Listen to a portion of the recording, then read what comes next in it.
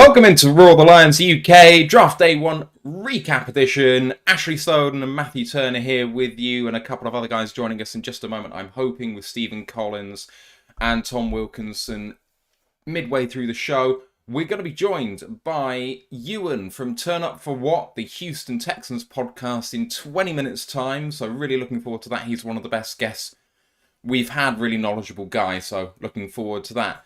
The recap show, and we are going to be looking at the Lions trade and the Lions picks. We're going to be looking at the Houston Texans, as I've just said, and of course we're going to be looking at the rest of the NFL and how it went in this draft.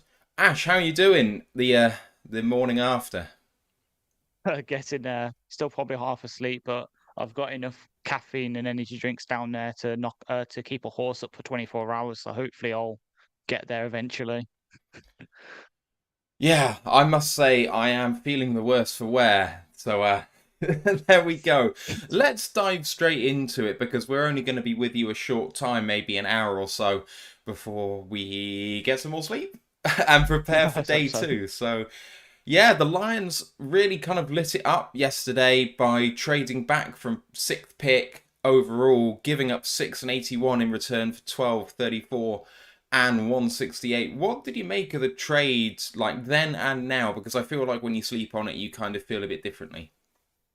So to be fair, I liked it when it happened. I know we just lost out on our probably best case scenario out of the ones with Devin Witherspoon going right before us.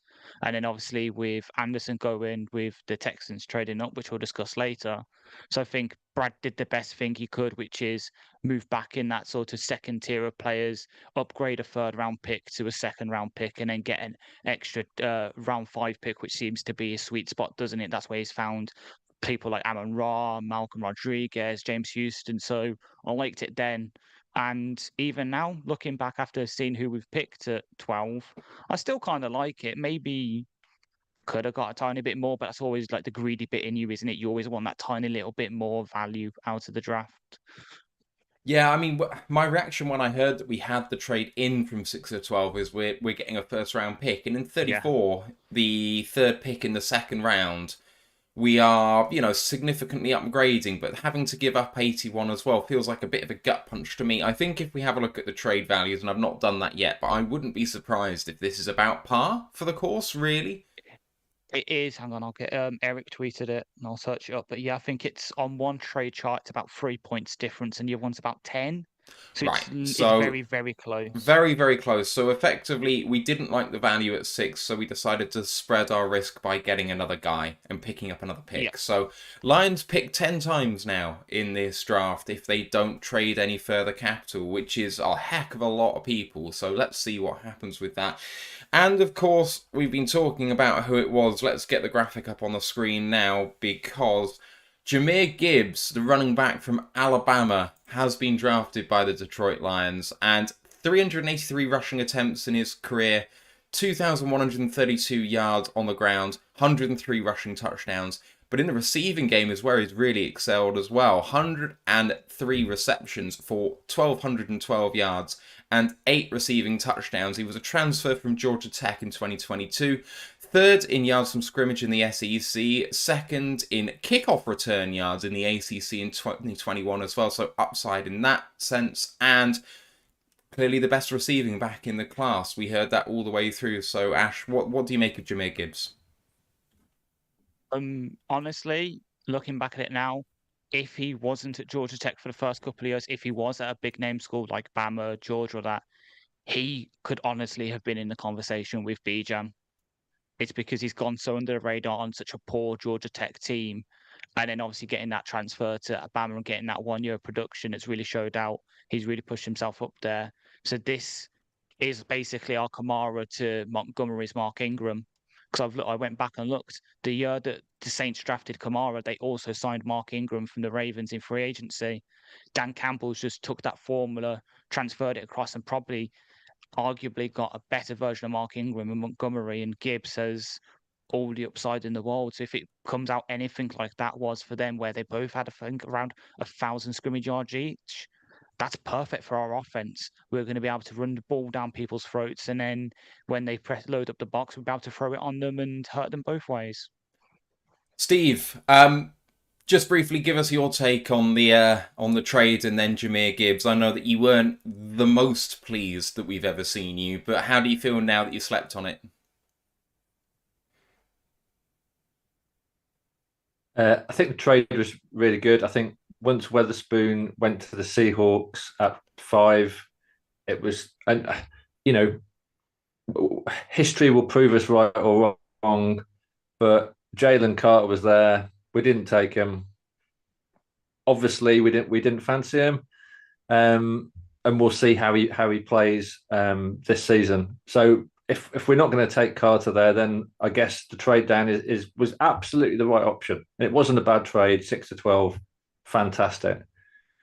But Jahmyr Gibbs, the reason I was late was because I got on the wrong stream, the wrong Zoom meeting, and I went onto last night's Zoom meeting. And I think psychologically, deep down, I was maybe just trying to rewind my life to before the draft yesterday and take 2, do it again, because and again, I've read a few things this morning. Dane Brugler's draft guide.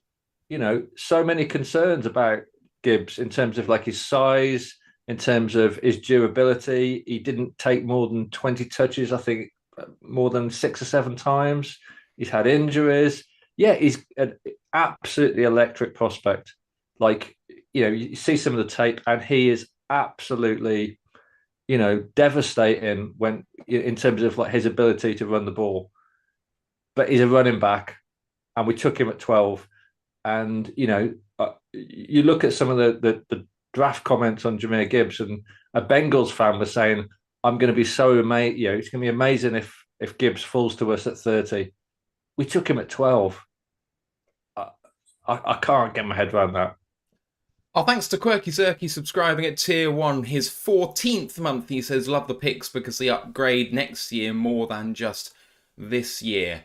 I think that a lot of people are going to have contention with those words there, but we'll see. I mean, for me, the thing about Gibbs and about this Alabama team, just looking at the most recent season, we were saying about Bryce Young, he's an absolute warrior, he's a playmaker, he's done it behind a trash offensive line, and what makes him such a tantalising prospect is he made Alabama continue to be relevant. Well, one of his pressure release valves was getting the ball out in the flat to Gibbs early, or, Gibbs flanking out as a receiver and then taking a ball underneath. And the thing is, I mean, he can carry people down the field too.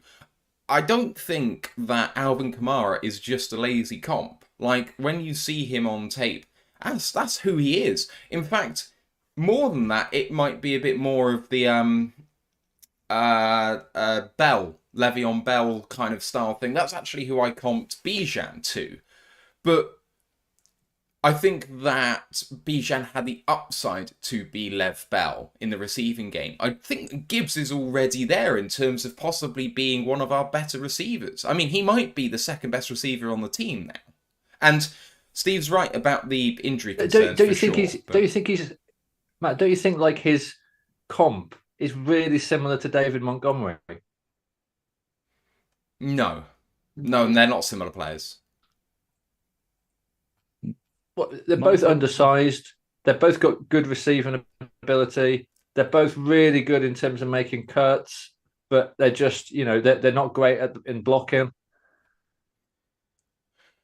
But Montgomery's more like of a power runner, while Gibbs, I think, is more sort of like, he's kind of like Swift. He will be more likely to sort of run out the tackles with the ball than what Montgomery does, which is just plow straight through the line. So I can see some of the things, but in terms of their actual running style, they're different players for me. I think for Montgomery, he's a slippery, hard to tackle player, whereas I think Gibbs is a bit more of a Swift in terms of trying to be an elusive back, whereas I don't think Montgomery is an elusive back. He's I think Montgomery is still a bit more power back in style, even though he is a shifty guy. Like, I think they are a 1-2 punch rather than a 1A, 1B. I think Gibbs will be the change of pace guy. I think Montgomery will still be down, first and second down type guys, but I think legitimately you can have both on the field, split Gibbs out, and I think in fact, I think that will upgrade the wide receiver room. I think that Gibbs is a legitimate wide receiver on the field. So if you view it through that lens, I guess the value makes sense. But the thing is, we said that last year about Swift, and we didn't do it anywhere near enough. Was that because they were down on Swift, or is it because stylistically they don't like doing that? Because if it's stylistic they don't like doing that, then the value makes no sense for what they've done. So we have to see a change in style with 2 running backs on the field where Gibbs does split out into wide receiver often, or one back set with Gibbs splitting out into 5 wide or something. If we don't see that, then it starts to make less sense here, I think.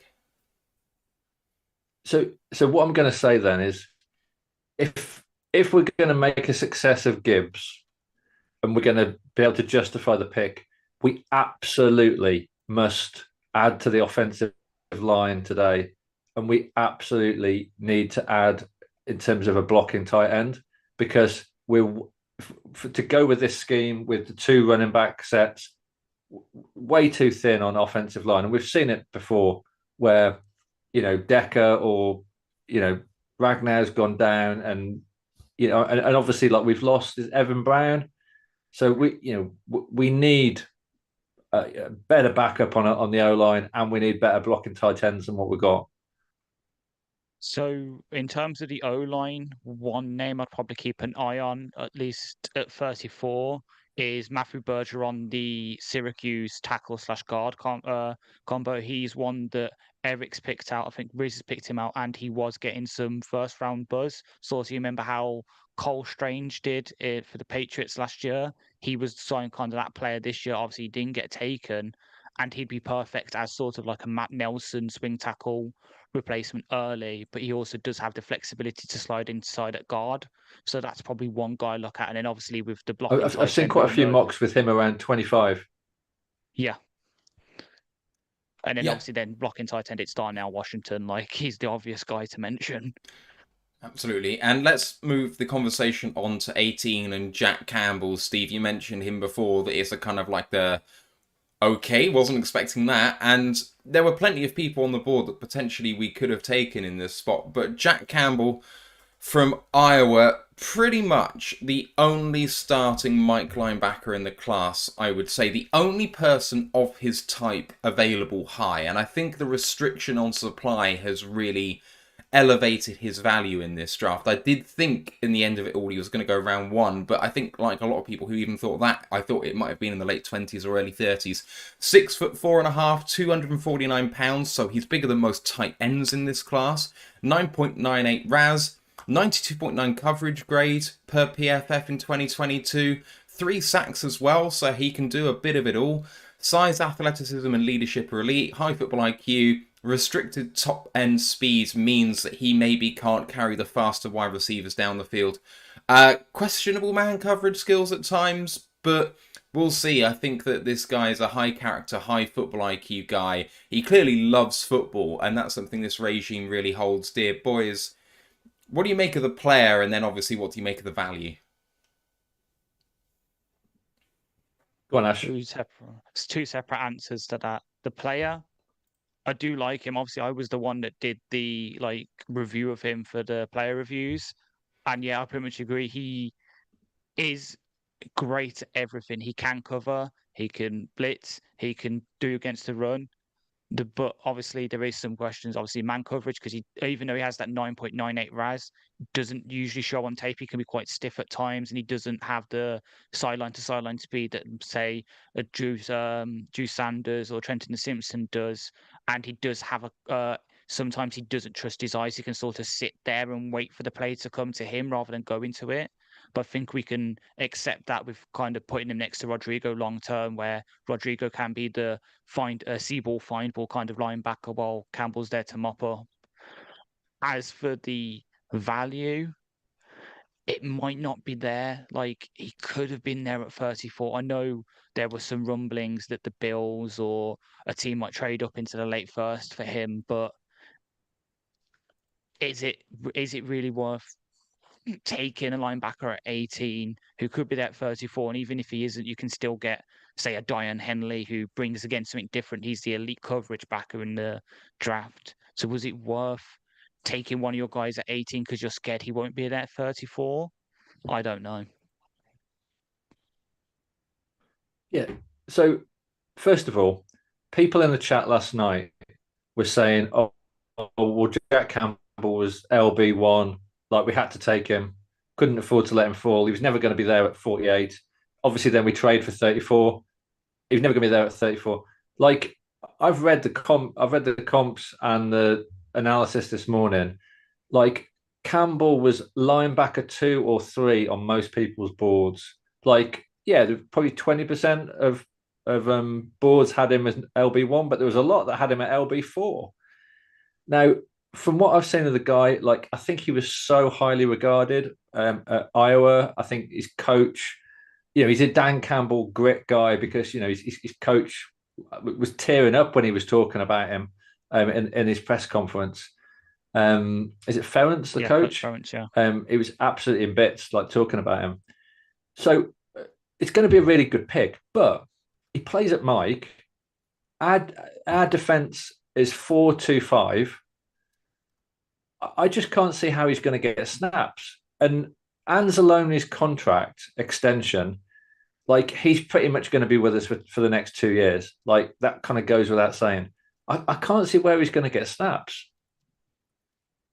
Like he is a Mike. He's not a coverage back. He's not a Micah Parsons. He plays where Anzalone plays. I can't work this out. It's an interesting one. I think that stylistically it's going to make things change. I do actually wonder if they, because of who Anzalone is, that they actually see him moving slightly in specific sets where he might become a will. I do think that this severely impacts Malcolm Rodriguez's snaps. I think that you will see Rodriguez instantly become a backup. And I think you will see Campbell and Anzalone play together, whether one of them's at the mic or not. I think they'll be able to kind of interchange a little bit. I still think Anzalone will wear the green dot and play pretty much every down. But I think you'll see Campbell take about 70% of the snaps there. And it will keep Anzalone fresh if we ever need to rotate him out. I do think that in our weakest position, this was perhaps it's definitely an upgrade in the depth, but I do think you'll see him play most downs. I think the linebacker 1, 2, 3, 4 thing is interesting because linebacker's such a varying term. Like linebacker 1 on most people's boards was Drew Sanders. The guy's had 1 year as a Mike linebacker, but primarily in his career has been an edge player. And while he has upside as a Mike linebacker, the guy still needs to figure it out. Like, he's not there yet. So linebacker 1 based purely on upside. Trenton Simpson, probably the highest floor guy there. But again, he's an outside linebacker. He's not a Mike. He's going to be a guy who's going to kind of blitz off the edge, be a bit more of a will type guy. But we've got a lot of those. So, if you're talking about high floor guys who can play Mike, that's not him either. Then you might have Jack Campbell or you might have Dion Henley. Well, pick your poison, but Henley's a boom or bust type pick. If you want high floor who can play, and I think he can play all 3 linebacker positions, then Campbell is linebacker 1 for that specific skill set. Like, outside and inside linebackers being lumped together is such a misnomer because they're not similar positions at all. So, yeah. Anyway. Austin Damon's made a good point in the Twitch chat that obviously we were all thinking with running downs we'd play a lot more 5-2. Maybe this suggests we'll actually be doing a lot more 4-3 base stuff where we'll have like the 4 down linemen, and then instead of bringing in like Houston or someone, instead we'll have Anzalone, Campbell and Rodrigo on the field all at the same time. I can definitely see that. Time to bring... Dane Brugler had him going 52. Well, I mean, Dane does do the beast. It's true. But, I mean, he's not always accurate in terms of how the board goes, and he's not always accurate in terms of evaluation. He's better than I am.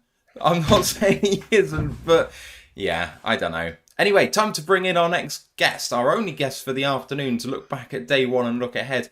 Euan is back from Turn Up For What podcast. How are you doing? I'm all right, gentlemen. How you doing? It's Seems a long. It doesn't seem that long ago we're speaking, but here we are again. So thanks for having me. Absolutely. How do you feel about round one so far? Obviously, you guys have been tearing it up in terms of what everyone thought we were going to be doing, what everyone was going to be doing at the top. I mean, when we were coming into draft day at the very start, you were going to be picking a D-end, an outside linebacker, whatever you want to class him as. You ended up taking a quarterback and CJ Stroud, and then trading up from 12 to 3. You got 12 and 33. You gave up 12, 33 at 2024 1 and 3 for 3 and 105 in this draft. It was a bumper trade. Yeah, and I think that's going to be the question. I suppose when you look at isolation, you think, is Will Anderson going at 3? Is he going to be better than a first next year, 33 tonight, and our first, not Cleveland's first next year as well? So you'd think that's going to be higher value. Is he going to be better than all that capital spread across a roster that's got holes and you need to fill? That'll be the question that we could all answer in 2 years' time, I think. But right now, it's a hypothetical. I don't listen to all the bollocks and stuff on the run up to it. It's all just to fill columns. So and clicks and all that stuff. I just try and pay attention to what I've seen myself and a few trusted opinions out there. Of probably about 4 opinions I think that people are, ex-pros or people that aren't good enough to be in pro teams are telling you how the game should be evaluated when they're doing it on a general basis. So I think Stroud's he's the most accurate passer in this class. This system has shown it can prop up bad to average quarterbacks that Bobby Slowick's going to be calling for the first time. So if the scheme's implemented in a way the big question for all these players, and it will be more so for quarterback for CJ Stroud, is how does he adjust to the pros? And only he'll be able to answer that, how hard he works and how much it means to him. A little bit uneasy taking a Muggaletta client again, I'll be honest with you. He demands exits and has got a serious track record of it now, with Buda Baker being the latest. So we'll see how it goes. If it's choppy waters and things aren't going well in 2 years' time, is he going to be doing the same? I hope not. But ultimately, I think there's bigger questions which we need to answer, chaps. I think on this day that we've not really addressed in free agency.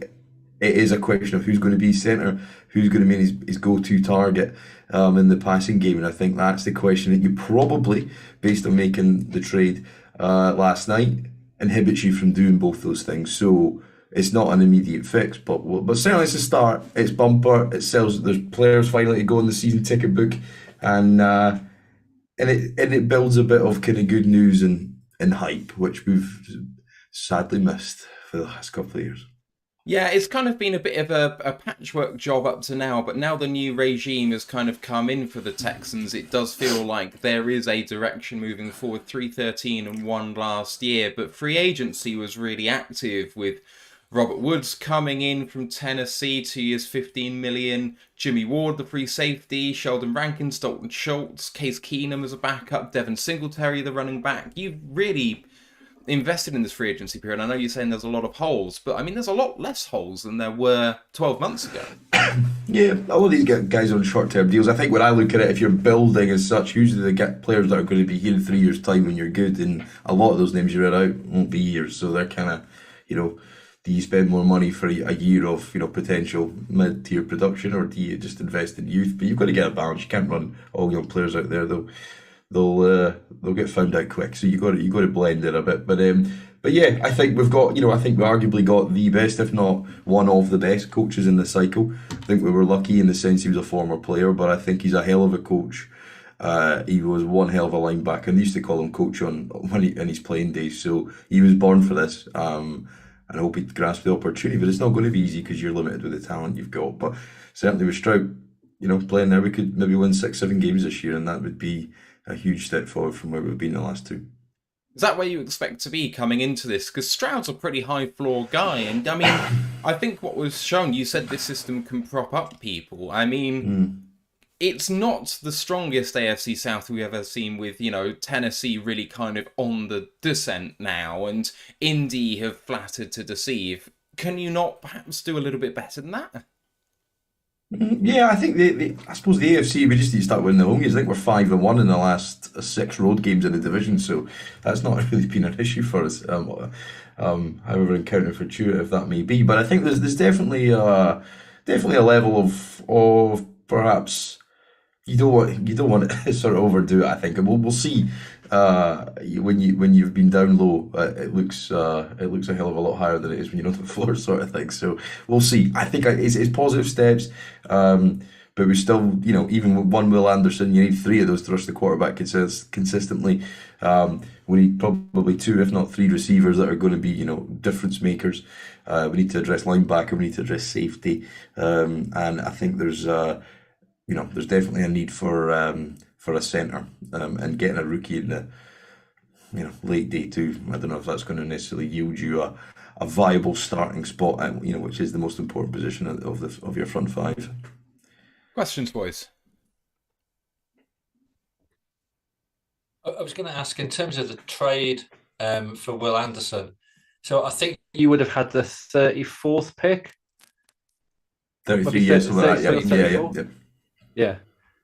So how big a lot, considering your kind of roster needs, say if you were sat on that pick this morning, how big a loss is that pick in terms of just disrupting, trying to fill some of those holes for you? Do you think it was worth it? Well, we'll find out. I don't know. Can't tell you. We'll see how Will Anderson develops at the pro level. He's sort of just above what I think is probably 245 pounds is about kind of their entry weight for an end. But I think he's just got to sit in a wide nine and crash the edge and out of his room and just keep going and keep going and keep going. I think it's a difficult one, isn't it? Because it's like, if you get a sack a game, you're the best player in the NFL. And that's just the reality of it. But when you don't do that, then people will question you, depending on your viability of it. So we'll see. I think, if he could come in with an 8 or 9 sack season in year one, it's probably worth it, I think, within the speed of that year. Is it a loss? I would expect them. They've got 2/3, Cleveland's third and our third, both tops at 12. I would be surprised if they package those plus something else to come up in the second round today and get somebody they want. Because you've got 65 next, is that right?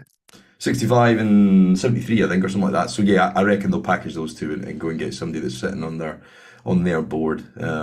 And I don't think Caserio has too many players. If you're a fantasy GM, who would you be packaging that up for if you were a fantasy GM this morning? I try not messing the dark arts, so I couldn't possibly comment on that. I just concentrate on the real stuff. No, who would I go for? I don't know. I think the three sort of viable centres are Whippler, Schmidt, and what's the other fella's name? Wisconsin guy with a lovely mullet. I think, yeah, that's the one. Yeah. You're overlooking the best centre in college football last year, the Michigan centre. And he's really good as well. Yeah. Tammy. Yeah, I mean, yeah. If he could come and start and snap the ball to Stroud, then we'll take him. I think. Yeah, that would be nice. But I think we need to probably go receiver. I think because it's probably the biggest need this centre because we trotted out Scott Quisenberry last year and he's below average at best. But we've got Shaq Mason sitting next to him, so I think whoever plays there, that was probably our best signing of the off season. Via training, I expect he'll probably get an extension at some point because he's a top 10 guard at least. I think it's fair to say so. So I think he'll on his day. So I think he'll come in and hopefully help with that position. Kenyon Green kicks on, picked him last year in the first round, so they'll have support in there. But we'll wait and see. But I think those are the sort of kind of guys we're looking for. And then I think we just need a guy who can go up on the boundary or somebody with a bit of speed that can go and stretch the field a bit for us. I think that's what we need. And there's a couple of those sitting there today as we kick off. So we'll see how aggressive he gets. But I would think by the time you get to about 46, 48 in that range, anybody that's got Caserio ties that he's friends with, you saw that last night with the Arizona trade. We could see him being a partner, so I expect that to happen because he's got a track record of doing it, and he'll only probably have maybe 50, 60 players on his board, I think, if that, from what I'm led to believe. He's pretty selective. So, is there any truth, do you think, in the rumours about Nick Caserio? Because there's a lot of smoke going around about the fact that he might be gone after this draft, and I mean, there's from a lot of the national podcasts I've been listening to talk about the fact that they're going to be drafting specifically for D'Amico Ryan, which I kind of think you should do anyway. But disregarding what Caserio wants because he's not going to be there long term, and you know how that might have affected your draft board. I mean, I just don't think he's going to go anywhere. I don't think that you finish this draft off and then just jump ship, but I could be completely wrong. What do you make of all of that? I don't really know where it came from, to be honest. That was Mike Lombardi, wasn't it? He put it. I do like listening to Mike, actually. He's very good. He's very honest, and he gives you a former, league, team employee's view of it, I think. A bit sort of nostalgically at times, but yeah, he's pretty good, I think. I don't know where that came from. I think he said there'd be changes, and I think it was kind of, ultimately this is D'Amico's team now. I mean, that's the reality of it. He's a big head coach. He's been given a 6-year contract. His contract extends beyond Caserio, so unless things go horribly south on the field, I think he'll be have his fair share of influence, and it's probably just an adjustment phase. I mean, look, Caserio hired him; it was his choice, so he knew what he was getting into. And I just think people like to comment about stuff. It is amazing that it never fails to amaze me how much they can spin the news cycle when there's absolutely noughts going on, So it happens. And do you know what? I'm not. Last year I had a full draft board, watched hundreds of games. This year I've watched very little apart from having it on a Saturday, on ESPN or whatever. So I don't have the time as much as I used to get in it. So I don't pay attention. A lot of us stay off Twitter these days, to be honest, for the most part. Because people just go on there and roll the brains of social media, and I think it creates stuff out there that has no linkage with the real world. So I try and avoid it. I think it's wasted brain cells, but I think ultimately it's come from somewhere. Obviously, somebody's agent. It's all agent driven. Has wanted to make a point, and I think it just then you get something out there, it engenders a conversation. Things are reevaluated, and you move on. I think is probably what's happened. But I don't think he ever came close to leaving, nor was there any sort of internal discussions about it. He laughed it off, didn't he? So he was doing the Leonardo DiCaprio in the Office. So that's what he said, and he said he felt like that. So yeah, I think it's conjecture. May move on, probably, if you look at the length of the contract. Yeah, that, by definition, perhaps. Before D'Amico, I don't want Adam Peters because he was the guy that convinced him to take Trey Lance. So that says enough for me. So I'm not too keen on him, and that was the rumoured replacement. But I think D'Amico probably will bring people in over time that he trusts, and hopefully he's here for 10, 15 years, because that's the ideal, because that'll mean he'll be reasonably successful. So, well, speaking on rumours, there was another one going around, and it's unfortunately one I bought into personally, but the fact that suppose you were higher on Tyree Wilson and you were Will Anderson, obviously that's been proven wrong with how the last night went, but would you been upset if it was Tyree Wilson that was the edge that you took instead of Anderson, or would you have been okay with it? Well, it's almost exactly the same viewpoint as last year, wasn't it? Traits over production, or traits over ready-made, player. You're banking on a coaching staff developing. Your man was the higher one, and Nathan Hutchison was ready to go. As at the time I said, it's probably like hitting a 3-wood rather than a driver, isn't it? Because you know what you're going to get. There's a greater degree of certainty there. You're probably going to hit the fairway. He got 10 sacks or something this year, did he?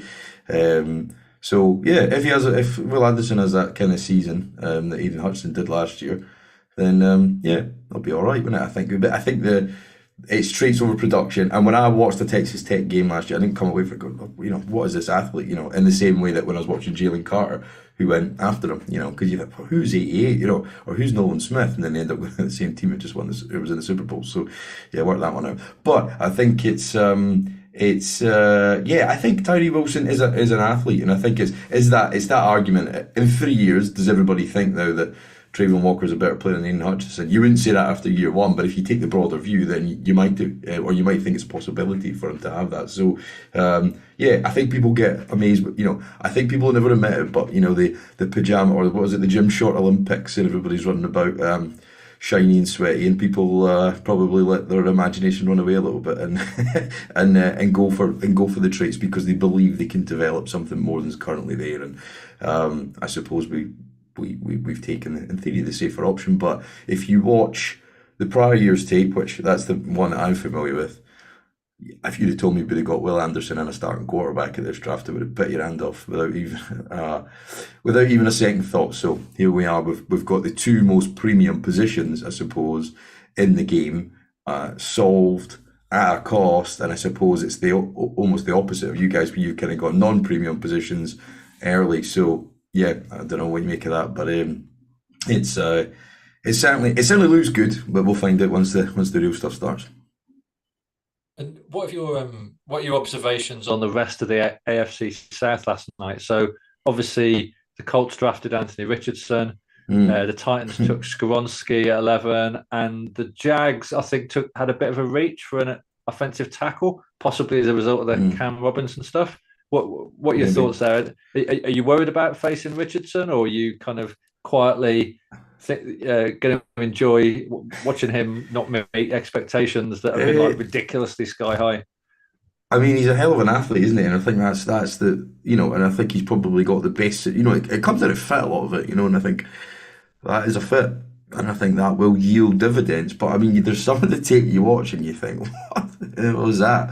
When he throws it and it bounces off the dirt or whatever, and he's got, there is some games, throw a lot. He's a weird player, and he said he should have gone back to college for another year, I think, and he would have been number one overall, I think, if he had, because there's some stuff you think, if you watch clips of him, you can, it's like any of these players, there are 5 or 6 clips that flash up on ESPN or what have you, people go, oh, well, look at that, but you've got to judge the body of work appropriately, and I think if you judge the body of work, his tape does not justify 4th overall, in my view, from what I've seen. And the actual, games watching down in, down out, there's some honking snaps on tape that he's put on the last year. So they're obviously back again. It comes back to that thing. They're banking on the fact that they can develop that and kick that on. So yeah, let's see. I think he's, Shane Steichen, he's a computer science major or something. He's as smart as hell. So far smarter than I am. So let's see if he can get a tune out of him. So yeah, I think that's probably the obvious one. Everybody thought they'd go Will Levis, and then he's sitting awkwardly all night. There was a couple of them, wasn't there, last night? That was also. I do feel for those lads, it's terrible, isn't it? And that's why if it was me, I'd just be sitting at home chilling. I think you don't want to be that guy. Who was the one that the Jets came, and then there was a guy when I was in Nashville watching it, and he came out and he'd been there on night one and stuff. So it was a bit painful. So I think that's the question.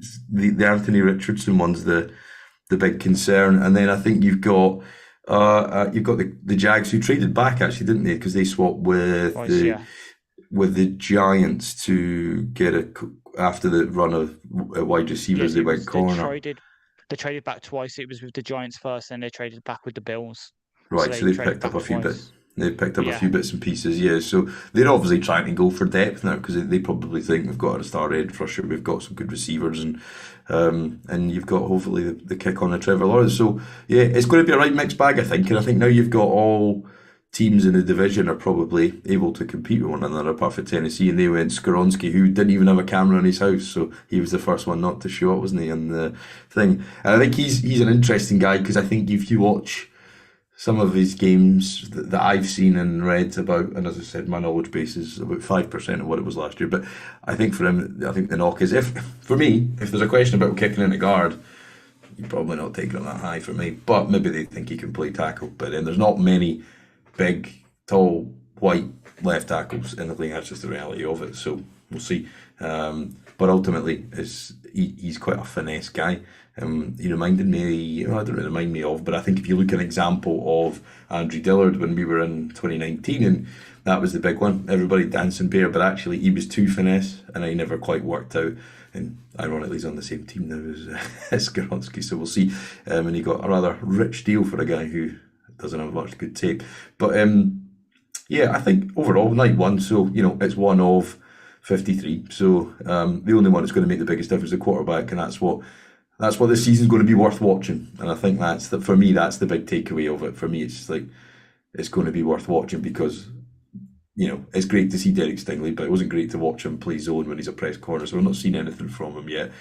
Kenyon Green had some terrible snaps, but then came back after some time out and looked good at the end of the tail end of the season. So puts on some muscle mass, and we're starting to build an okay roster. But it's going to be great to watch a game and watch a maturation of a player that that you have. I did a project on the website podcasttexans.com, if anyone wants to check it out, and it's called Sack Track. So I broke down all the plays and I analysed the trends within the scheme of Watson and White and all the sacks that he took that year, because he took a hell of a lot. That was the year after the big sack season, and when he first came in, so that was 2018 season. I've got like full breakdown on that if you want to check that out. It was reasonably interesting, spent a hell of a lot of time on it. But that shows you that if you go and watch some of the snaps, then you go and watch them 2 years later, it's a different player. So he wasn't quite ready, but he had all the raw flashes. So if he's got enough flashes to go and win his games and beat all these teams in the division, it's going to be an interesting season. But our schedule's looking kind of tough this year, so a couple of weeks when it comes out, that's like Christmas Day for me. Looking forward to getting booked up and seeing what it is this year. So looking forward to having a quarterback and a purpose again. Hey, there it is. Things looking up for the Texans, man. We're coming to the end of our time, Euan. Boys, have you got any last questions? No. How do you see the division panning out? Like, I haven't looked at the odds, but do you think the Texans have got a run? I don't see why not. Yeah, I mean, anything can happen. Bad teams can walk into 9 wins, so yeah, that could be us this year. There doesn't seem to be any obvious favourite. No, I don't think there is. I don't think there is. You're right. I think the Jags probably should be, based on sneaking into the playoffs. And is that right? Yeah, I've not made that up, have I? Yeah, they give it a plus. So, yeah. So yeah, they should be the obvious favourite. But wait and see. I think there's a huge array of stuff to go right and wrong. Health being the one, and then and 2 new young quarterbacks in the division. Could go one of a million ways. So hopefully we've got the right one out of those 2 that were available that went, and we'll see where poor Will Levis goes today, probably pretty early. But it's I think the Jags will be obvious favourite, but we beat them quite comfortably last year, and Trevor Lawrence didn't look very good. So it's young players developing is going to take time, so it'll be very variable. So I wouldn't be surprised if you've got 2, if not 3 teams pretty closely neck and neck by you getting to the last few games, and then you've got what they seem to do in the schedule now is stack the back end of your fixtures out with divisional games. And I think it'll probably who goes into the best shape with that, and then who comes out of those sort of 3 games that you'll have probably to finish off your season. So if we can get into that period with 6-7 wins, and you win 2 of those, then maybe look at the playoffs. But it's been a long time, and actually sometimes for me, when you get into the playoffs, when you've not got a chance, it's kind of pointless. So I'd rather just kind of take an iterative step forward, and 24 feeling like you could go and beat somebody on the road, because that's the kind of team you need to be. And hopefully Damien Pierce will be running it down a throat near you. So we'll look forward to it. All right, Euan, why don't you tell us where to find you? And just, I know you were saying about the website before, but you do some amazing stuff and have done in the past, obviously, when you had a lot more time to dedicate to it. So I started a new job in November last year, and it's become a lifestyle. So this was my old kind of propping up. But you can check out the podcast at the Turn Up for What podcast at podcasttexans.com, YouTube and all that kind of stuff. Trying to be more less content-led and more news-led now, just with time constraints. But yeah, check that out. Thank you very much for having us, chaps. Support your local pub. Don't let it turn into a coffee shop. Adios. That's a great message. Cheers, Euan. We do have Tom Wilkinson coming in now as well, I think. Let's turn our attention to the draft as a whole, and I'll see if I can be quick with the graphics here as we go. So the whole thing started off at number 1 overall with Bryce Young being the pick. Just quickly, boys, no-brainer, easy choice, good pick? Yep. It seemed like such a normal night at that point. I mean, it did, and then the odds shifted in a big way, and they were correct that CJ Stroud went at 2 to Houston. We've just talked about it along with Will Anderson, so I'll skip over those. We then come to number 4 overall with Indianapolis, as we talked about briefly, drafting Anthony Richardson, my darling, in this cycle. Your thoughts on A-Rich over Will Levis or any other pick they could have made there? Made sense. I know I was obviously buying into the Levis hype, but Richardson is the better quarterback. And of course, it pains me to say that, blah, blah, blah. But yeah, if it hits for the Colts, they might have got their next Peyton Manning, Andrew Luck, but they've got to really develop them. Great pick. Really good pick. I'm really high on him. I worry about the Texans with Jonathan Taylor alongside Richardson. If Taylor can hit the ground running this year after his problems with injury, they could be a scary team. It is a gamble, and Bob Oland's absolutely right in the chat, but it could yield some big rewards in that. And then Seattle rocking our world. Anthony Fitzpatrick wants to call them the absolute bastards that are the Seattle Seahawks, taking what might have been our guy, Devin Witherspoon. It kind of came a bit out of nowhere. They were big favourites to take Jalen Carter, and Ant said on the broadcast live, they don't need a cornerback. But, I mean, this is a Pete Carroll guy, right? Yeah. It breaks our hearts, but God, they've got a new Legion of Boom, haven't they? With him and Tariq Woolen manning the outside corner spots. Jesus Christ. I mean, yeah, I didn't mind this because we're taking Jalen Carter at 6, right? Yeah, of course. Oh. Oh, no. So then the Lions trade back. Arizona comes up and they take the first offensive lineman off the board in Paris Johnson Jr., the tackle from Ohio State. Absolute monster at 6'6", 313. Maybe the highest floor pure tackle in the class. I know that obviously he only had 1 year at left tackle, but he looked very good there. And the really exciting thing about Paris Johnson is, while he's good, there's still room for improvement too, boys.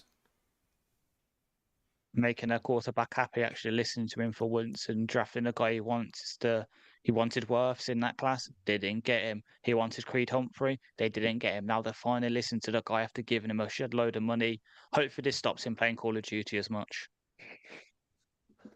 Yeah, great. I mean, again, great pick for the Cardinals and great pick for Kyler Murray.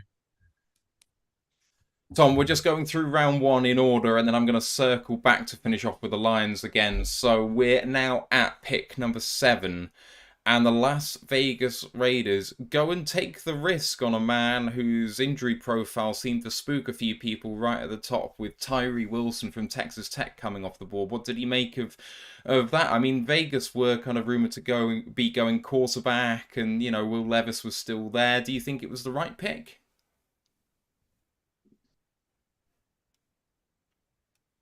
Tom?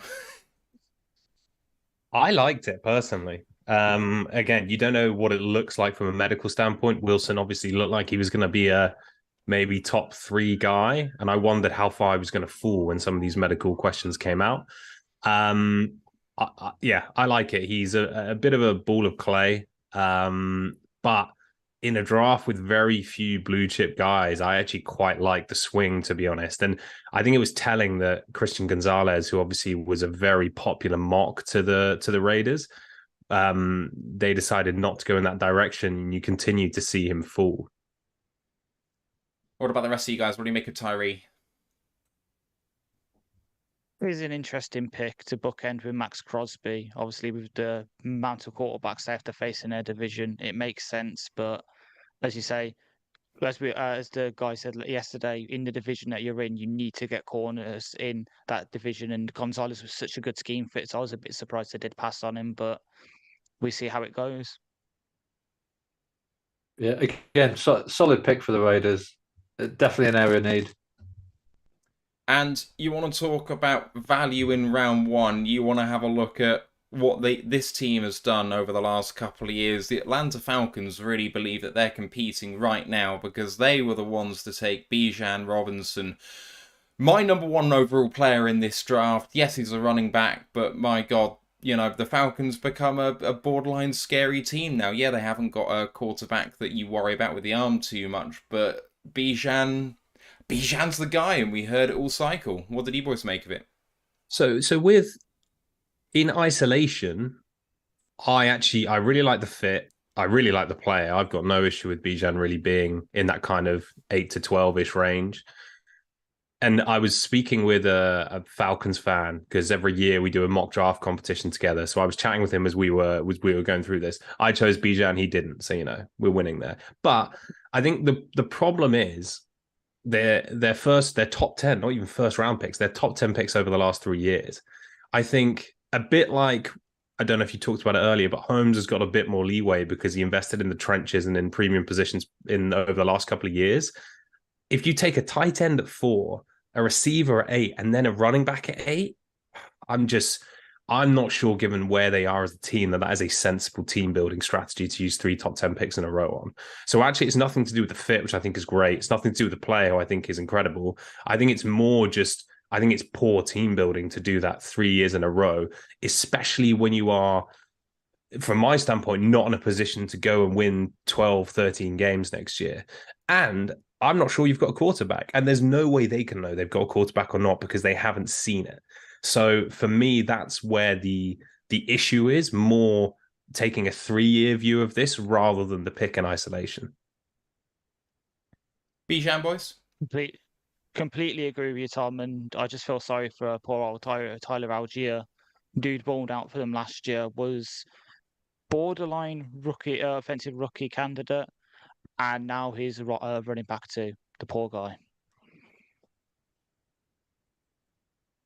Yeah, it's well, I mean, if we're questioning Bijan at 8, I'm not sure what that says about Jahmyr Gibbs at 12. Spoilers. It's an interesting pick for the Falcons. I'm sure the fans will probably like it, and they do need they do need more offensive weapons. But yeah, in terms of team building, it seems a weird one. The Bears were then on the clock at 9, but they traded back, getting another pick in 2024, a 4th rounder this time, which means they gave up a little bit of value, and this gave the opportunity for potentially the best player in the draft in Jalen Carter to fall right into Philly's hands. It was rumoured that they were going to be the ones to hoover him up if he fell to 10, got to 9, and they went and got their guy. And I mean, this just feels a bit too easy for Howie Roseman, doesn't it? Yeah. Harry Roseman wins again, gets potentially the best defensive player in the draft, in the perfect fit to make sure that any potential red flags are mitigated, because you've got the Jordan Davis who played against with him in the defense. You've got Nakobe Dean, and of course later on they take another Bulldog. They've just set it up perfectly where they can just recycle that defensive line, keep making sure that a strength is strength, and they can just terrorize everyone in the league. I mean, if we've passed on Carter, right? We've taken a hard pass on him, but then he's gone 3 picks later, so that's 2 or 3 other GMs maybe have thought the same as us, but then someone at 9 has moved up to take him. So that says to me, like, what's our assessment process? Like, we have to be really, really sure that this guy has got some flaws, because there's no way you could say that Jalen Carter wasn't best player available unless he turns out to be a complete basket case in terms of his behavior. So, I'm really hoping that this guy is an absolute lunatic, because otherwise we just make ourselves look silly, absolutely silly with this. I agree, because Carter was my top-ranked player this year. I think it is, whilst we're very happy with the direction the Lions have travelled over the last couple of years, the Eagles are in a very different position to really every other team up to this point, in terms of he could fall out the league after 1 game and it doesn't really impact them in the same way. Now, I would have been willing to take that risk not knowing all the details, because I just think he's such a talented player. But I think when it's been preached throughout the organization that this isn't just about getting kind of good guys, it's about people who love football.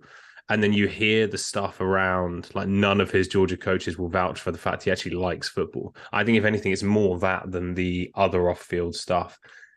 For me, I think that it was a culture decision. I can't imagine they looked at him as a player and thought, this guy isn't going to deliver more value to us than Jahmyr Gibbs. But yeah, it was clear he was off the board. And in fairness, I mean, the Falcons really badly needed defensive help. More so than the Lions, in terms of all the fans I spoke to, they wanted defensive line help. And they're obviously based in Georgia, and they didn't go for him either. So I think, if anything, that would be, if I was a Falcons fan, I would treat that as more egregious to go and take Bijan Robinson rather than Jalen Carter. And I guess in a similar position to us, obviously deciding to trade back and get extra capital.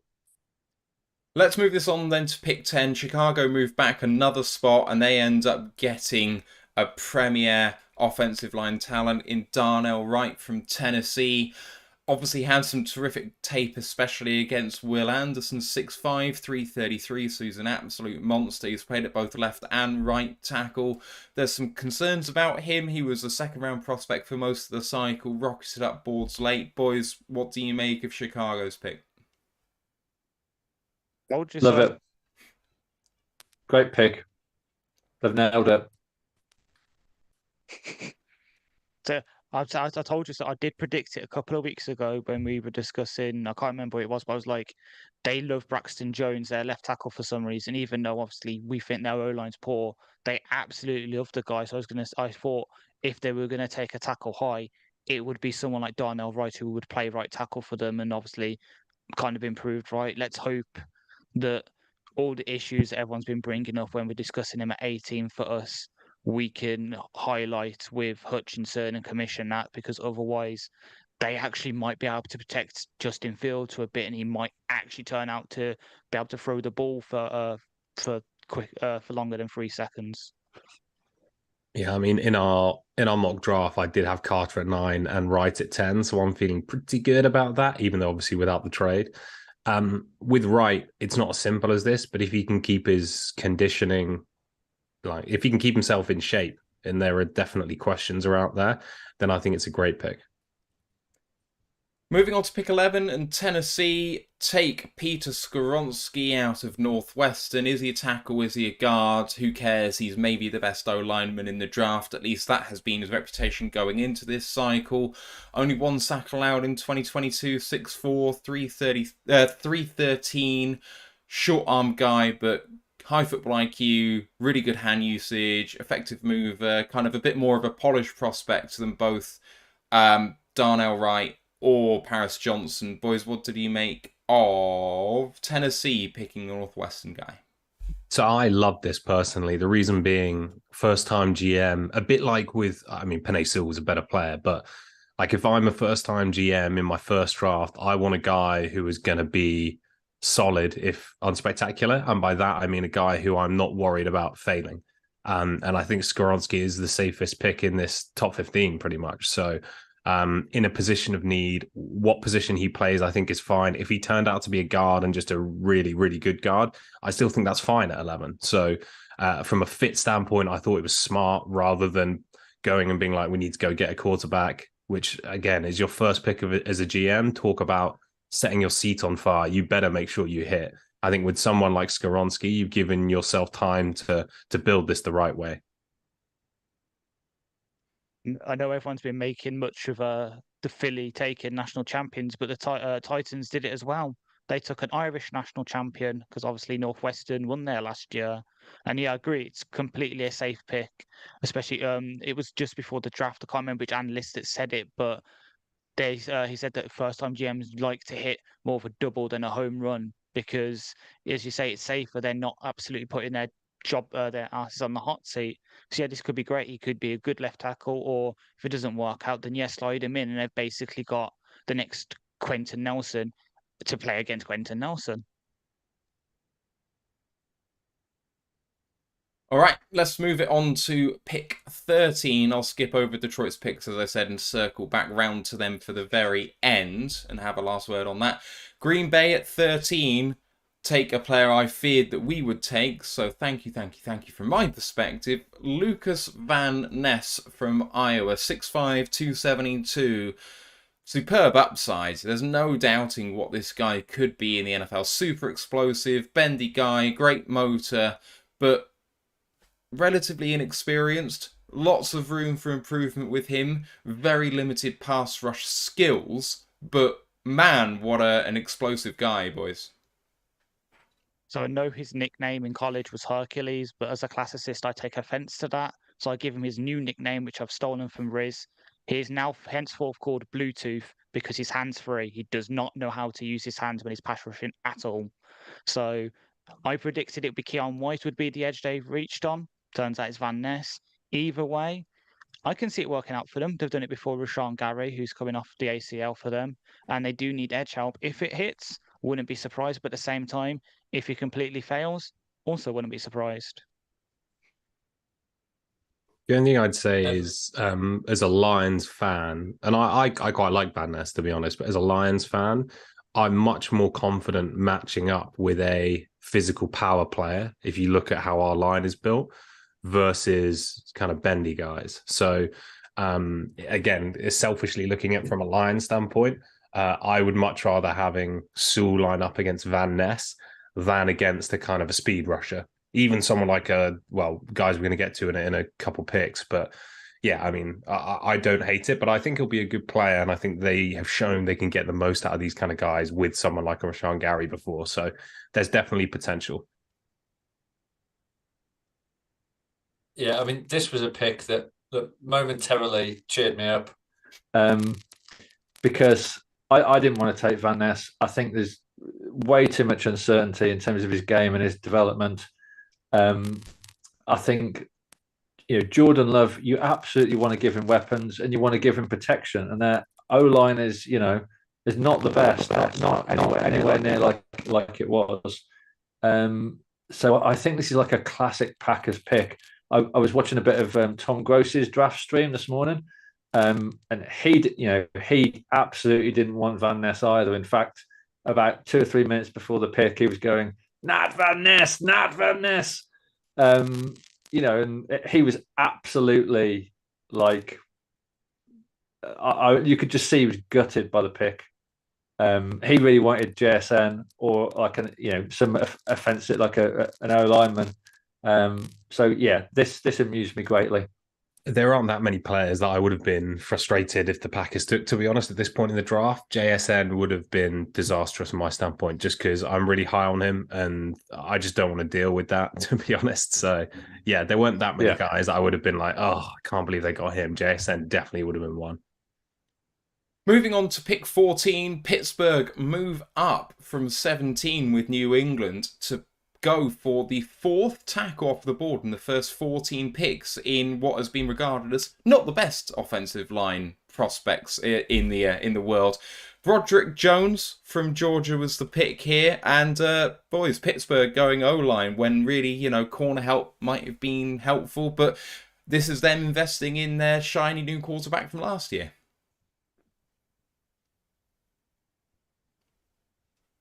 I think O-line was always like the first or second need for Pittsburgh. I think this was a really solid pick.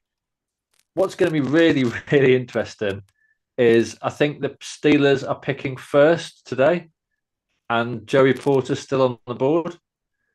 Like, when we think about how people were saying that Porter was like the absolute fit for the Steelers when they were at 17, they could pick him up at 33 today.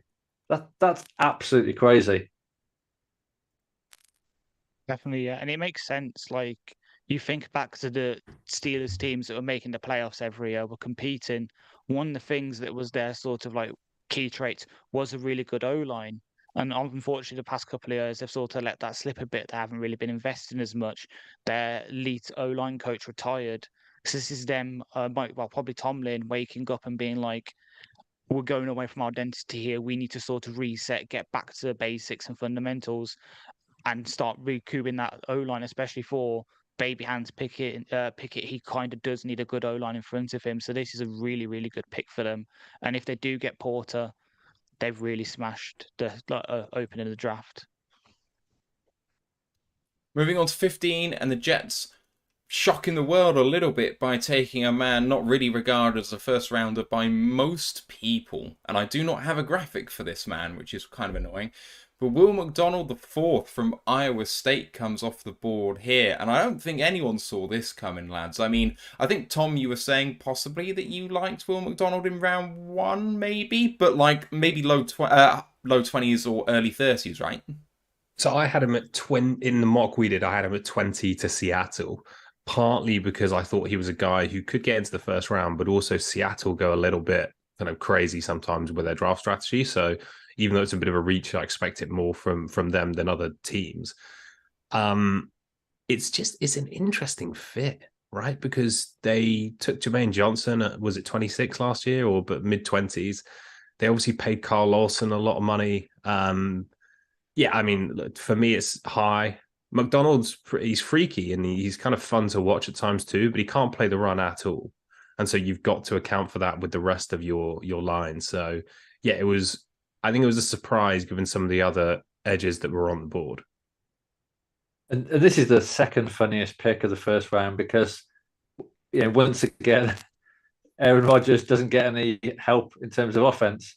Obviously, he's got some pretty good wide receivers there, but that O-line at the Jets is not the best. I can't even think who their tight end is. Yeah, I can't imagine Rodgers being very happy with this. Yeah, of course, it's Conklin and Nizam and Rook. The Rook at the bottom of my favorite from last year. There's this tight ends. Yeah, but I completely agree. It's the Jets traded for Aaron Rodgers and then decided not to help him, especially with McDonald, who is, for me, is more of an outside, like a 3-4 outside linebacker than he is a 4-3 D end. So I don't really see the fit unless they're thinking of maybe doing what we've done I've tried to do with Barnes and all that and try and make him more of a sort of blitzing Sam. But is that worth taking there when you could have got yourself some offensive help or another corner maybe as a long-term replacement for Reed? I don't know. It was a bit of a confusing pick. And next at 16, another guy I didn't make a graphic for, mainly because I just didn't want to believe it myself, but top half of the first round, if you count 32 picks and one being removed, Washington take cornerback from Miss State, Emmanuel Forbes, the famously undersized, stick-thin man. Great ball production. I mean, interceptions and pick sixes a mock. But, I mean, can this guy hang in the pros, boys? It's going to be interesting to see because he doesn't have the frame that you feel like can put on weight. Now, as I mentioned when we had Maurice on, in that division, there aren't a lot of really physically imposing receivers, and you've got to have a plan for how you're going to use him. But then at the same time, last year, I thought they were too high on Jahan Dotson, who is obviously an undersized light receiver. I thought he was a back end of round one guy, and they took him at 16. So, yeah, I mean, Dotson turned out to be a nice rookie guy. I think Forbes will be genuinely really intriguing to see how he does in the league. Made a lot of plays on the ball, but a lot of them were tips as well. We're not talking about a guy who's making breaks ahead of receivers and then kind of these incredible interceptions. It's a little bit stat padding. So, yeah, I mean, look, he was clearly liked more than Banks and Porter for them. So I'm genuinely interested to see how that goes. It's an interesting pick, but I think, if I remember rightly, this does fit Martin Mayhew's, the GM's sort of MO. Because I remember with here as well, he would take in the first round a sort of swing for the fences kind of pick. And then in the later rounds, he'd be more safe. I think that's what he's doing to the Commanders. Obviously, as you said, Dotson last year, this year it'll be Forbes, who, if he can translate well to the pros, you've got yourself a Trayvon Diggs kind of player who can get his hands on the ball, create turnovers. But at the same time, it could absolutely flop and he could be out the league in 2 years with a medical payoff. It just seems so weird when Joey Porter and Deontay Banks are still on the board, and most people had them rated so much higher. And Christian Gonzalez, who we're about to talk about now at 17, New England go for what a lot of people regarded as CB1, athletic freak, 9.95 RAS, 6013, 197 pounds, incredible recovery ability and athletic traits. Play strength is iffy and relies on recovery more than accurate reading. Tom did a great 5-minute breakdown on him, so I'm going to go straight back to Steve. He fell a long way, and this feels like Bill starting to recover some rep as a drafter, potentially. Yeah, I mean, I would imagine most Patriots fans would have absolutely bitten your hand off for this pick. A really, really good. I mean, I'd have been, if we'd have taken Gonzalez at 6, I'd have been okay with it. I'd have been a bit disappointed, but I'd still be okay with it. Getting him at 17 is ridiculous. This is a really good football player. I don't want to be low on Gonzalez, but especially since if there's anyone that could probably coach him to fit into the scheme, it would be Bill. But for me, I've been kind of vocal in saying I think Gonzalez is a better fit in a zone-heavy scheme than he is a man-heavy scheme. And obviously, one of the fundamental things about the Patriots system is they're very heavy on the man. So it is probably the best place for him to land if he was going to go to a man scheme, because Bill's done it before with like JC Jackson and all that. But for me, I thought he would have been a better fit for me with the Jets, who play more like the cover free, Seattle free zone scheme than he would be in the man heavy sort of Patriot scheme. Yeah, Gonzalez has the tools to be the best corner in the league. And I think when we did the breakdown, the thing I was referencing was, for me, the interviews would be the biggest part of his assessment, partly because like you can't tell a guy's makeup from film, right?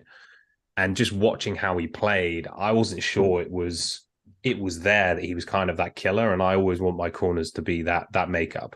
Like, you don't have to be chaotic, you can be calm, but I want someone who is a killer, and he didn't have that to me. I think the fact, and Steve, I was with you in that if with Witherspoon gone, if we'd taken him at 6, I would have been completely fine with it, because I would have assumed, therefore, we were comfortable with that side. But I think it's telling that obviously not only did we pass on him at 12, but we talked about the Raiders and the Falcons obviously passing on him. You just mentioned the Jets, the Commanders taking another corner over him. There's clearly questions there. So again, as a Patriots fan, I'd be delighted, but I would also question, why have so many corner needy teams let him pass? Moving on to number 19, skipping over Detroit again as we'll circle back to finish off the show. Tampa Bay.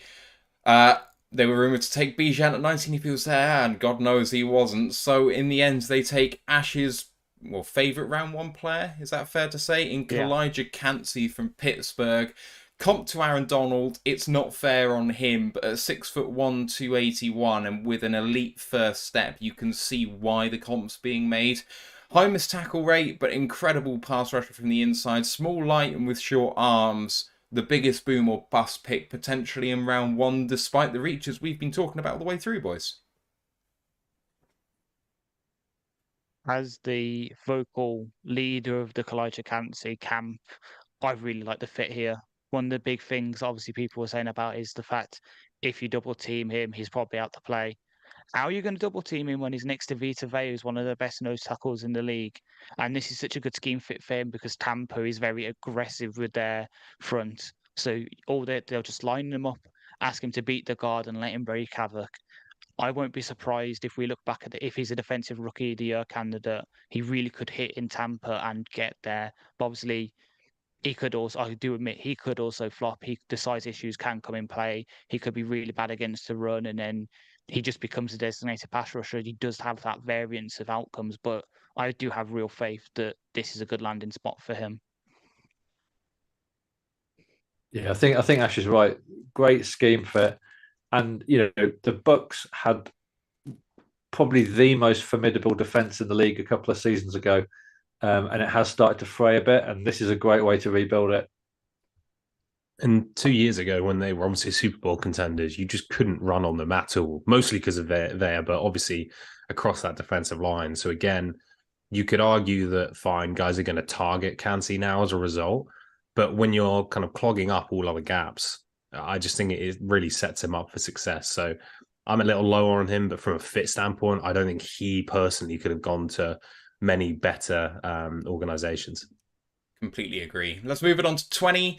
Seattle sit there, and at the end of this round 1, they've taken Witherspoon at 5, and now they take most people's wide receiver 1 on the board, and Jackson Smith in Jigba. He's only got 1 year of production. As a freshman, he kind of sat, and in the most recent season, he dealt with injury. But in the one season he had, I mean, look at those stats. 110 receptions in his career, 1,698 yards and 10 touchdowns. I will still remind Anthony Fitzpatrick, despite him being high on the other 2 wide receivers in Ohio State in 2021, that he said, and potentially the best is yet to come from this Ohio State wide receiver group. Although I actually think that guy's still at Ohio State right now.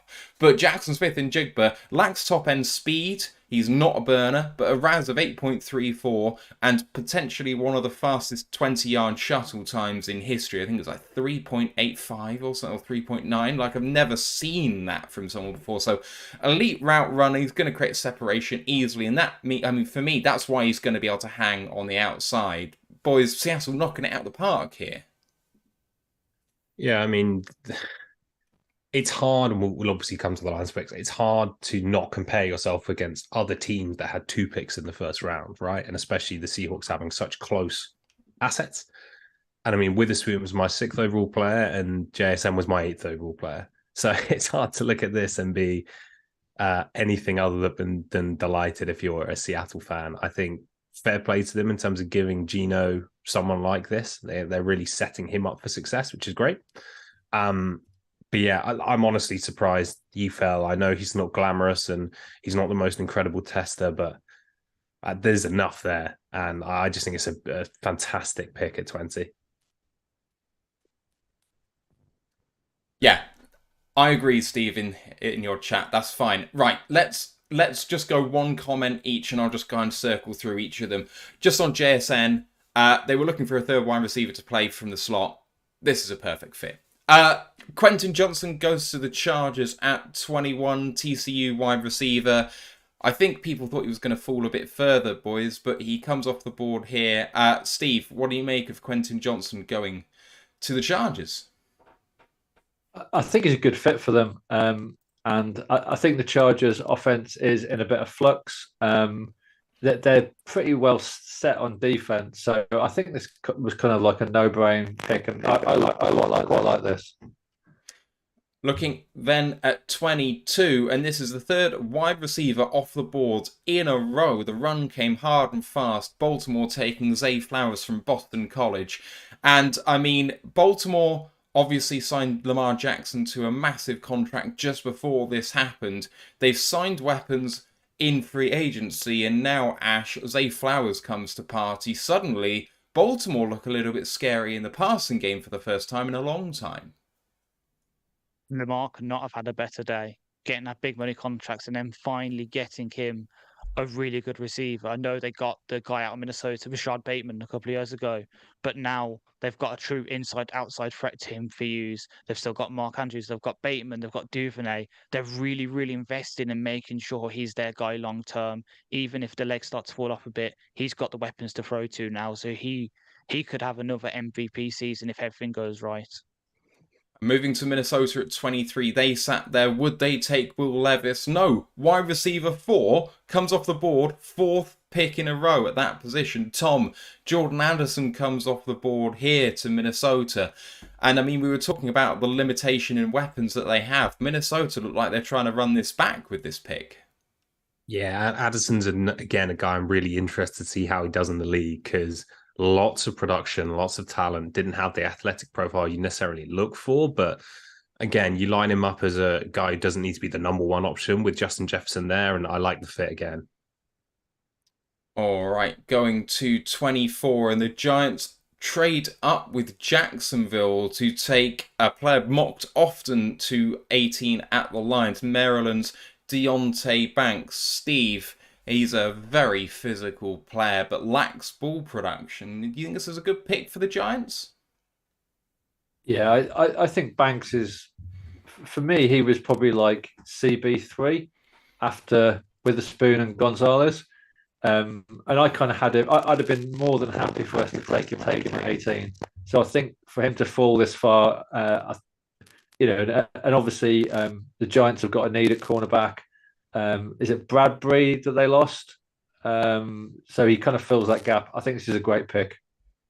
At 25, then Buffalo sit there and get a tight end. Tight end 1 comes off the board here with Dalton Kincaid. The Utah tight end, was kind of maybe whispers of him going tight end 1 late on in this cycle. Really good pass catcher, but he's not really a blocker too much. Maybe that's not a big deal for Buffalo, though. Yeah, this is definitely as you say, a receiving option. They need long-term receiving stuff as Stephon Diggs starts to get up there. Gabe Davis has kind of fallen off. They really need long-term people for Josh Allen to throw to. So this is a really, really good pick for them. And obviously they could coach up the blocking ability, but even then they've got Knox to do that. So this is just a knock the ball out the park pick for me.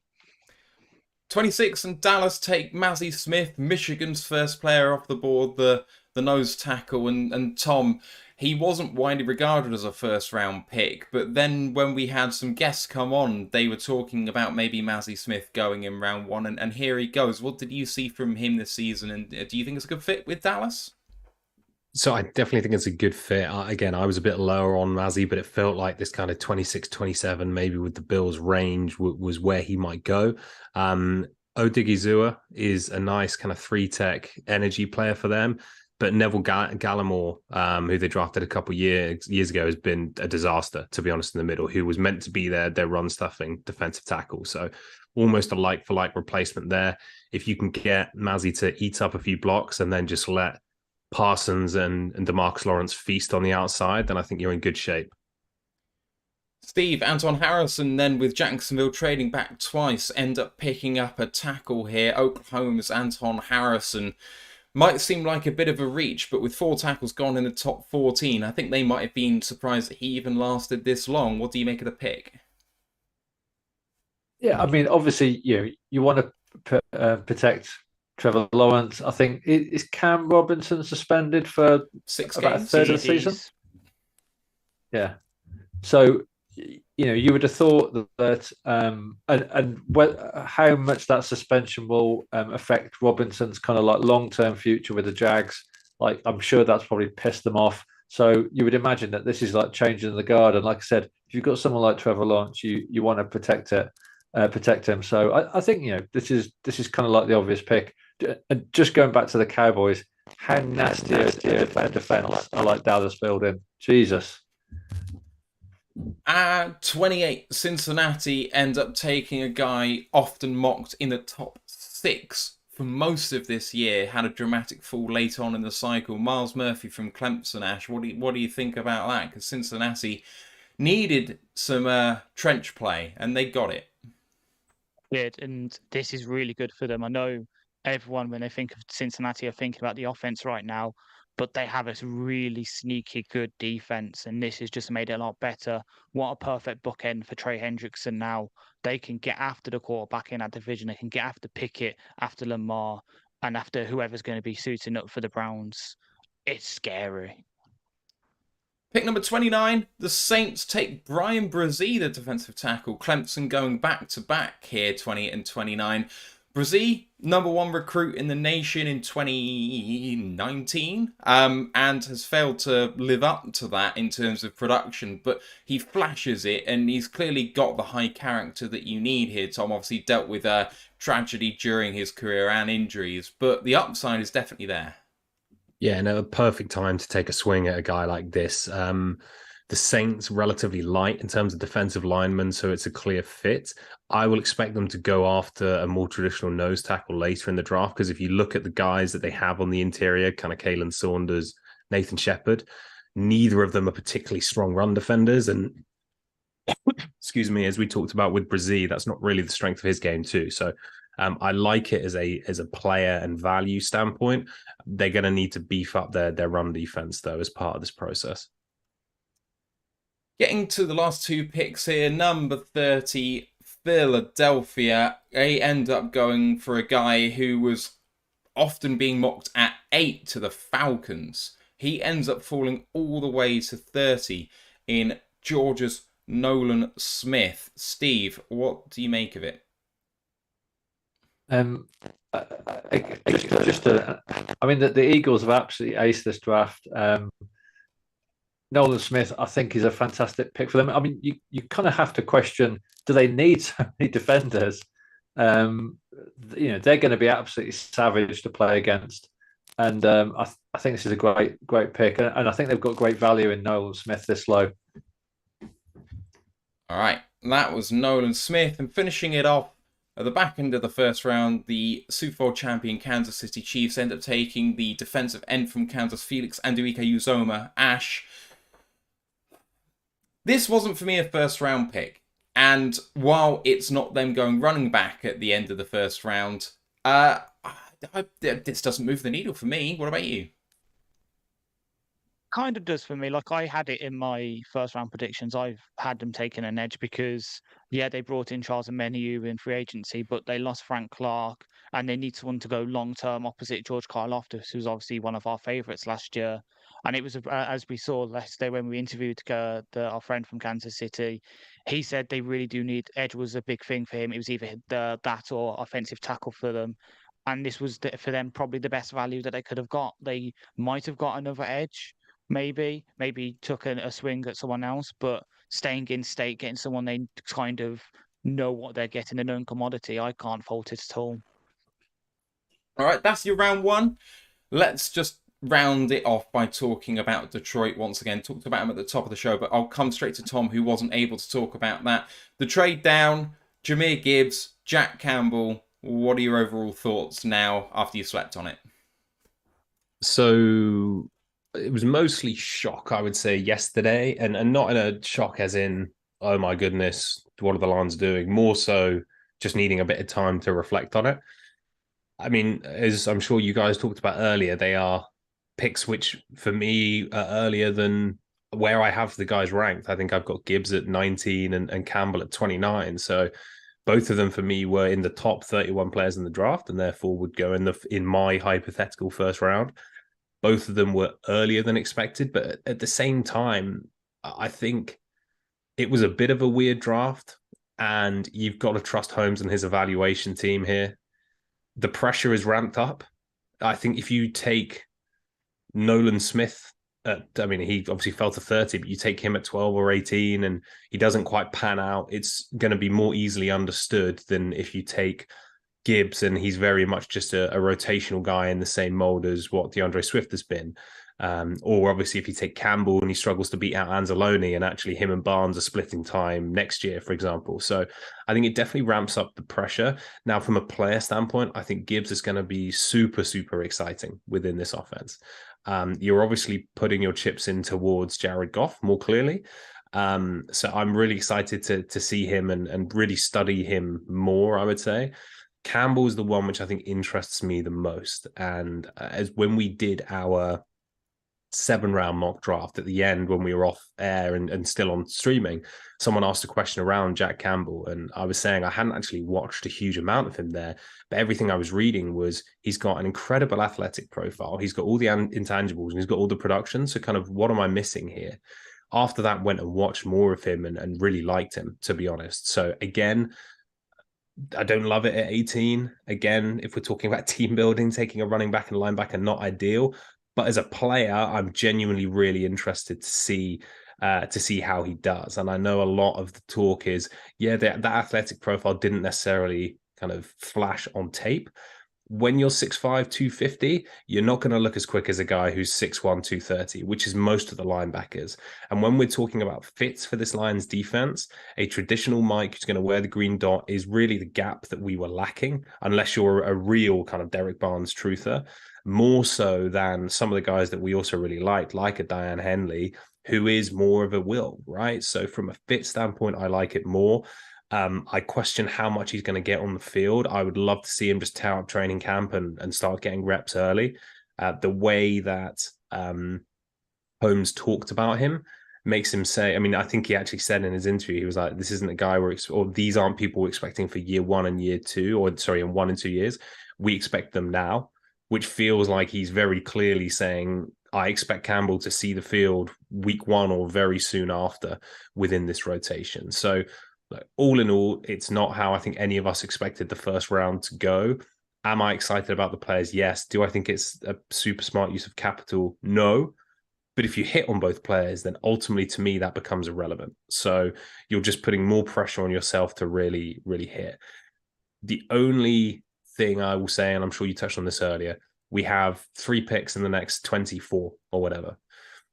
I will take stock a lot more when I've seen those. And there are still a number of guys that I like in this kind of next 10 to 15 guys on my list, so to speak. And if we end up with a couple of those, then I think I'll be pretty happy looking back and seeing the 5 guys we've got with our top our 5 guys in the top 55 picks. What did you make of it, Steve? Now looking back. If I can just like ask Tom a question, because I know Tom's a guy I really trust in terms of like his knowledge of this area. So we play 4-2-5 as a scheme. So what does that mean? And you know, Campbell is definitely like a Mike.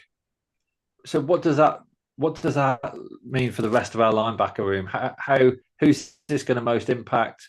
What does this mean for Anzalone, Barnes, Rodriguez? Are we going to change schemes? What do you think, Tom? No. So for me, they obviously liked what they saw in Rodrigo last year. If you go and take a Diane Henley, you're basically saying Rodrigo was nice, but maybe he's going to be more of a special teamer and not a long-term starter. He would be someone who'd play that other linebacker position, the will position. For me, it's a clear sign that, yes, we signed Anzalone, but we are now that the draft has happened, we're going to be looking to get out of that deal pretty quickly, probably in a year's time, but certainly in 2 years' time. So he is a guy who's going to take over the calls long term. He is effectively the future quarterback of this defense, and that he'll wear the green dot. And even as soon as week 1, you could say Anzalone's snaps are looking slightly numbered. So the best case scenario as a fan is actually that Campbell has taken those snaps, because then we are saying we have upgraded the linebacker room and we would have Campbell next to Rodriguez. I think that's probably a bit premature, and we'll have to see. They respect Anzalone a lot. They might just work Campbell in a different way. Anzalone could potentially play some will, but I'm not sure what I think about putting Campbell and Anzalone together. But that might be something they do.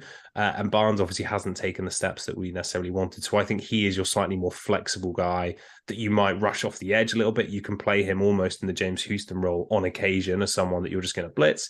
You can play him a bit at Mike as well. So he's your kind of rotational linebacker. Does that answer your question? Well, at least that's how I see it anyway. Again, you never know going into a new season if they're going to change things up. But based on what we know now, that's how I see it.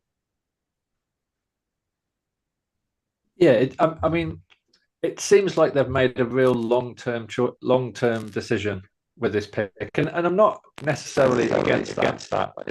You know, I don't think we should be. We're not a win now team. We are still building, so I'm happy with that long-term mentality. My big issue is just that, you know, everyone is basically saying that we've overreached for him by between 20 and 35 places. And I can't get my head around that when there's so many other players on the board, and that we've acquired the 34 pick with the trade for number 6. I can't get my head around that. Ash, what do you make of it?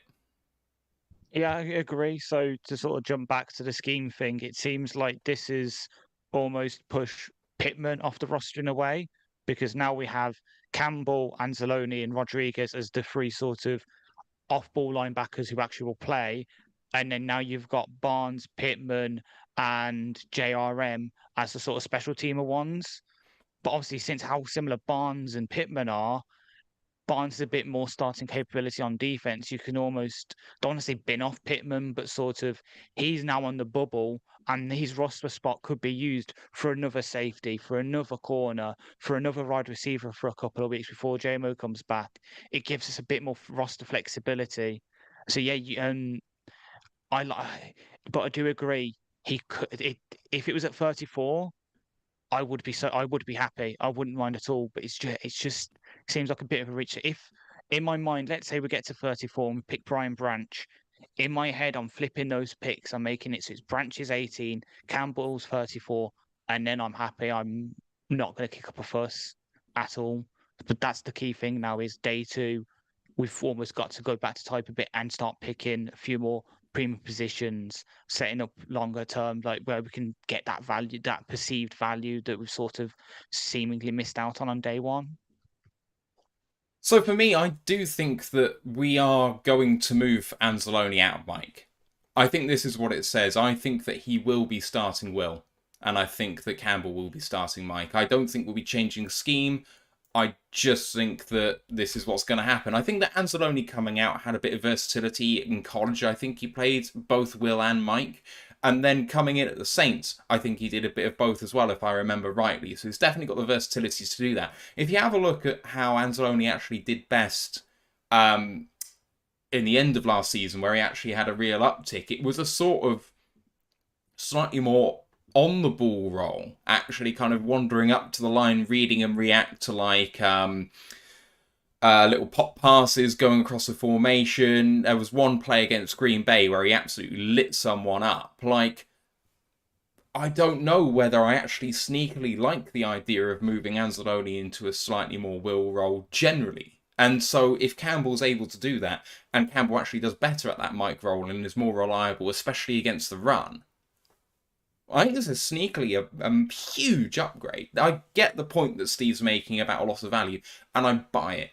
But in terms of what this team values, in terms of getting football guys, I don't think you can get two better players in this draft. In terms of raising the floor, I think you can't find two better players in this draft. So they've stuck to their principles with these players, and they've given up value to do it. But in raising the floor of a team that we thought were favourites for the NFC North before the draft, and possibly conference contenders, I think this has really put us in the conversation for that. But 5 years from now, we may regret it. That's where I'm at with all of this. Any final closing thoughts before we sign off? Who are the guys you most want at 34? So, still on the board, people we actually haven't discussed who fell out of the first round. I'll just give you a few of the names that are on the screen at the moment. Joey Porter Jr., Will Levis, Michael Mayer, Brian Branch, Osiris Torrance, Luke Musgrave, BJ Ojolari, Cam Smith, Drew Sanders, and Jalen Hyatt are the top 10. But number 11 is Darnell Washington. DJ Turner's still there. Keely Ringo. There's plenty of Julius Brent, Clark Phillips are some of those cornerbacks that are still on the board too. Boys, what do you reckon? Who's your dream pick at 34? Branch. As much as it pains me.